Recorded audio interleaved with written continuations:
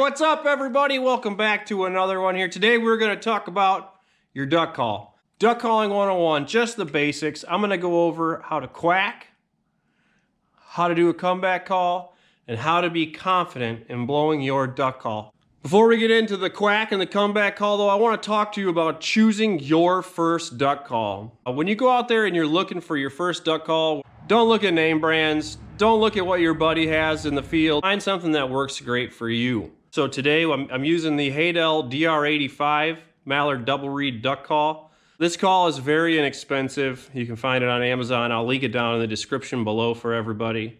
My first duck call I had was, I believe, old wooden Folks double reed wooden duck call. I think I picked it up for $7.99 at some sportsman's store. I don't even remember. When you go to get your first one, like I said, don't be crazy. Find something that you like, something that's easy, something that's not going to cost you an arm and a leg.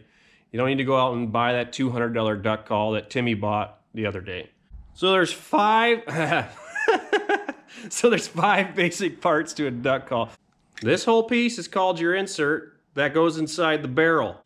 You got your reed, your cork, which my cork is plastic on this call, tone board, which is this part down here. So those are your 5 basic parts of your duck call. Nothing crazy, not a whole lot to remember, easy to do. Now another thing that's important to me is how you hold your duck call. I'm right-handed. Oh, I live in Michigan, right over here. Ha, look at that, wouldn't you know? There is a proper way to hold a duck call. Whatever you're left-handed or you're right-handed, put your thumb out, whichever hand you are. Your duck call, where the sound comes out, is gonna sit right in that little U or J, the hook part down here on your hand. That's it. You can call with your hand open just like that. No need to make a fist, no need to clinch that.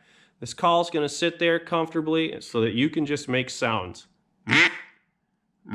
So let's go into how to blow a duck call, how to produce that quack, that sound that sounds so good. Sounds like sweet angels whispering in your ear, okay? I'm gonna give you a few words that you can use, but remember, when you're duck calling, you're not saying the word. You're pulling it from your diaphragm and you're almost blowing the word. The word I like to use is hut or quit. You got to remember when you're making these sounds, you're, again, down here, bringing it up, and then when it gets in your throat, you want to make a like that. Let's do it out of the back of the call. No sound right now. We're just going to hear the sound that I'm making with my throat. Let's just do a simple quack, one quack, through our diaphragm, a little vibration, little growl in there. If you are a beginner duck call, I highly suggest that you work on just that one sound for the first year of calling. Don't try anything else. I know the feeder chuckle's cool and it sounds great. I know the comeback call's a lot of fun to do all that 5 or 6 or 7 quacks and cadence. It sounds awesome. I'm here to tell you, boys and girls, just work on one quack. Practice that one quack. And air pressure is key when it comes to duck calling. Too much pressure and you sound high. When you got ducks coming in close and you don't want to be loud, you need to learn how to tone it down. Get those mellow sounds, those close quarters. I want everybody to know this is not the call that I use duck hunting every day. I wanted to use the same call that I would recommend to any beginner duck caller to learn on. This is my call I use every day. It's a effects game call. Yeah, effect game calls. Won this on a raffle. Great call. I really enjoy it. Sounds awesome. I really like it. I think it sounds great. So when you guys are out there on public land and you're battling for birds, remember that keyword air pressure. Sometimes you're gonna have to be louder than the guy next to you. I know that sounds crazy, but sometimes the guy next to you or the group next to you, they might have a bigger decoy spread, and the difference might be your calling. Confidence is key. Practice, practice, practice, all right? When you're in that public land situation, and you have to be louder, that's when we're going to need to use things like our comeback call. When you got birds up in the sky looking over everything going on, and they're turning and they're not really sure what they want to do, and you need to get those birds to you. That's a series of 5 to 7 quacks to shout out to the ducks, hey, we're here, homie. Homie, turn around and come on back. Things are good here, it's happy. You better just come on back and hang with us, little dude. That's what the comeback call is. When you got birds working and they're not really certain, they're not made up their mind 100% that that's where they want to commit to landing, you want those birds to hear you. When birds are flying in the sky doing 20, 30 miles an hour, coming in hot, and they got all them wings flapping and the wind's blowing through their ear, they can't hardly hear anything. You can't sit there and call at ducks that are 100 yards or 200 yards away and they're falling away from you and expect them to hear you going. So you need to be loud sometimes. Every time you get them on a turn and they get a little further away, you hit them with that comeback call. 5 to 7 quacks.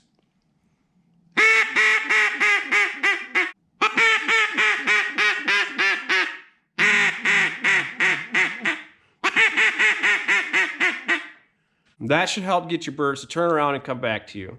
So those 2 calls, your quack and your comeback, I think are probably the only 2 calls that any beginner duck call should really learn and work on in their first year of calling. If you take one thing away from this video, please take away practice. Being confident in your duck calling is key, and the only way that you're going to get confident is to practice. Spend as much time as you can on this thing. That doesn't mean sit in the house and blow your call and piss your mom off, or sit in the house and blow your call and piss your wife off. Come on, we've all been there. I've even been there. I'm sorry, Holly. Go outside, practice in your truck. It's important. Find a place where you can go and you can blow on this thing. I don't care what you do, but just practice. Practice as much as you can so that you can become confident in blowing this thing. Now, if you're a veteran hunter, you've been doing this for a while, please don't be discouraging. Don't discourage that new hunter from calling. But I will say to you new hunters, if it is your first year calling and you're not 100% confident, there's nothing wrong with leaving your calls at home. It's okay. First probably 5 or 6 duck hunts, I didn't bring my calls with me. I practiced. I practiced every day as much as I could so that I could bring my calls out.